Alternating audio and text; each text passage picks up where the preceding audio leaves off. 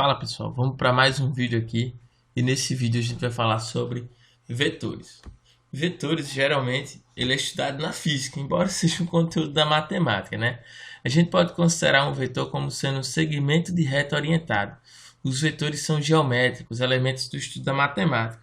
Na física a gente vai utilizar os vetores para representar as grandezas vetoriais, porque a gente tem dois tipos de grandezas, grandezas escalares, que são grandezas que só precisam do módulo e da unidade. Por exemplo, qual a sua altura? Aí alguém vai responder 1,70 metros ou 1,80 metros. Então ele vai dar a altura da pessoa, só precisa do módulo e da unidade. Outras grandezas que são chamadas grandezas vetoriais, além do módulo, ele precisa de uma direção e sentido. Por exemplo, a velocidade. O carro, qual era a velocidade do carro? Você não tem como indicar para onde o carro estava indo, qual era o sentido que ele estava indo. Então, dois carros bateram, um estava a 60 km por hora, outro estava a 80. Mas aí vai dependendo do sentido que os carros estavam, pode ser uma batida de traseira do carro bem leve, como pode ser uma batida frontal e ser um dano bem maior. Então, as grandezas vetoriais, elas vão ter módulo, que é o valor, o número, sentido, que é o sentido esquerda para direita, direita para esquerda, de cima para baixo, de baixo para cima, e direção. No vetor, ele vai ser representado por um segmento de reta orientado, onde ele tem o módulo, que é o comprimento do vetor, a direção, que é representado pela a reta imaginária aqui, e o sentido, que é representado pela seta. Então esse vetor aqui está o sentido da esquerda para a direita. Vamos lá. Um ponto importante são a soma de vetores. A gente tem duas regras para a soma de vetores quando a gente trata da parte geométrica em si. A regra do paralelograma, em que eu vou pegar dois vetores, eu vou pegar o vetor A e o vetor B, e eu vou juntar a origem desses vetores, certo? Eu junto a origem dos vetores. Deixa eu passar aqui. A gente vai juntar a origem dos vetores. Pegar os vetores pela origem. E a gente tem aqui, E aí pega os dois vetores A e B e traça retas paralelas a A e a B. E o vetor resultante, o vetor R, vai ser da origem dos vetores até a interseção dessas duas retas aqui, né? Então tá aqui o vetor R. Mas a regra do paralelograma ele só vale para quando tiver apenas dois vetores. Quando tiver três ou mais vetores, a gente vai ter que utilizar a regra do polígono. Como é que funciona a regra do polígono? A gente vai pegar a extremidade de um vetor e colocar a origem do segundo vetor. Aí vai pegar a extremidade do segundo vetor e colocar a origem do terceiro vetor. Se tivesse um quarto vetor, eu ia fazer com quarto, com quinto, com sexto, com sétimo ou com oitavo vetor. Quantos vetores tivesse? Professor, se tivesse dois vetores apenas, poderia fazer com dois? Pode também. A regra do polígono vale para dois, três ou quantos vetores a gente tiver. E como é que é o vetor resultante? O vetor soma. Eu vou pegar a origem do primeiro vetor e traçar uma reta até a extremidade do último vetor. E o vetor soma vai ser essa distância aqui, certo? Dos três vetores.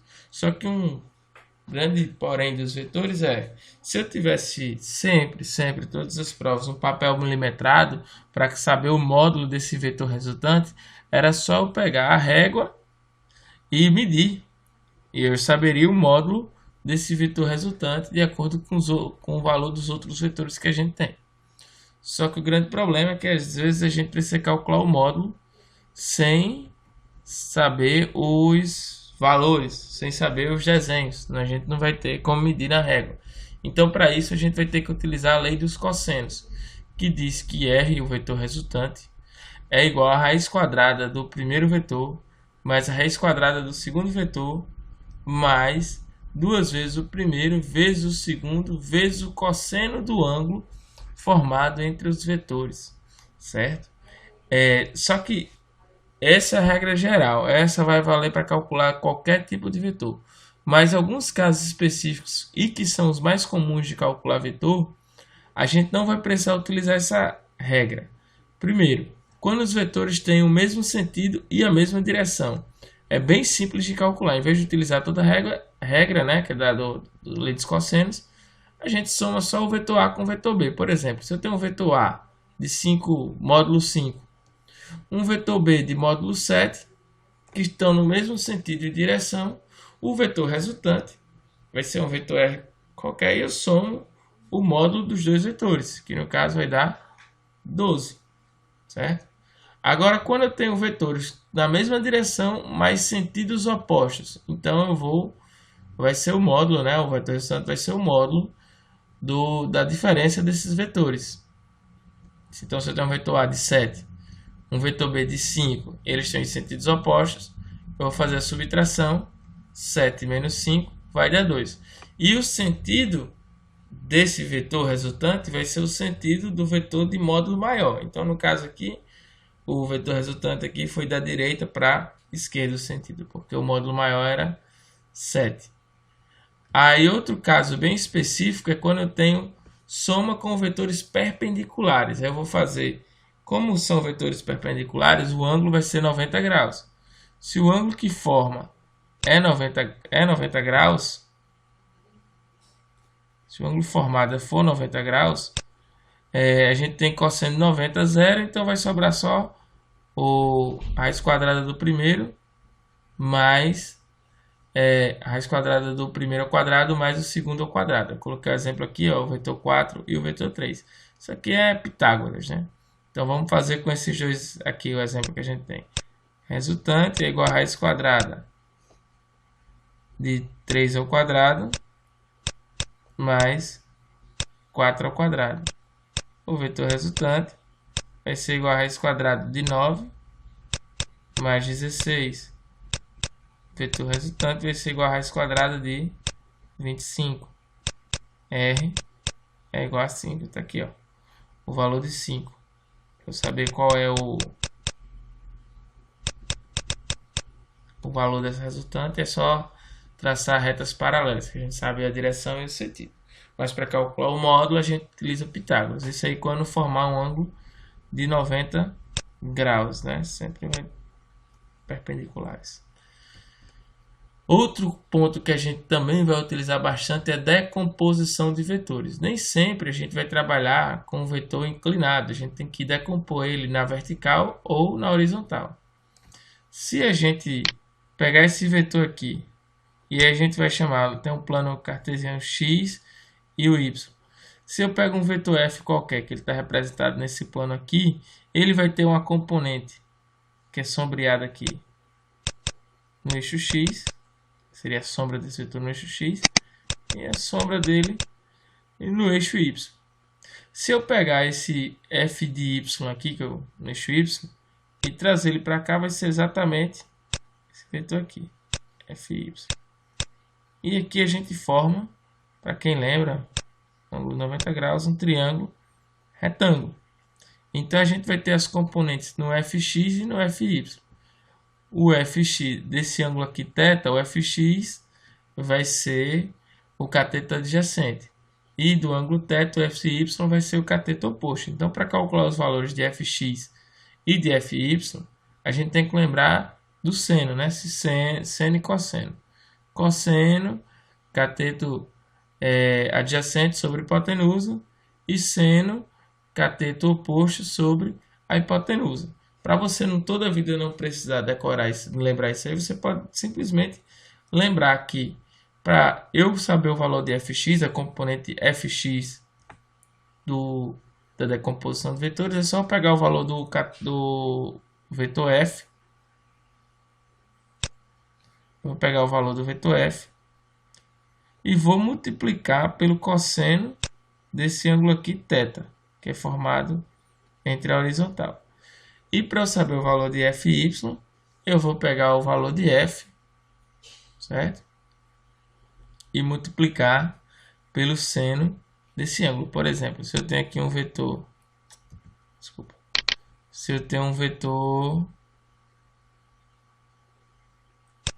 aqui, se eu dissesse que esse vetor aqui é 10 e eu digo que esse ângulo aqui é 30, então FY vai ser igual a 10 vezes seno de 30. FY vai ser igual a 10 seno de 30 1 sobre 2. FY é igual a 5. Tá aí, calculados os valores de FY. Se fosse o FX, seria cosseno de 30, então seria raiz de 3 sobre 2. E a gente faria uma aproximação. Então é bem básico decompor e ele é muito comum na física, a gente, principalmente quando está trabalhando na parte de dinâmica, decompor vetores, certo? E outra coisa também comum é a multiplicação de vetores por um escalar. Aí, sendo que o escalar n qualquer for maior que 1, então tem um vetor A, multiplico por um escalar, ou seja, um número 1, 2, 3, 4, no caso sendo maior que 1, 2, 3, 4, 5, 6, até infinito, é só você multiplicar e o comprimento, o módulo desse vetor, ele aumenta. Então, por exemplo, se eu dissesse que A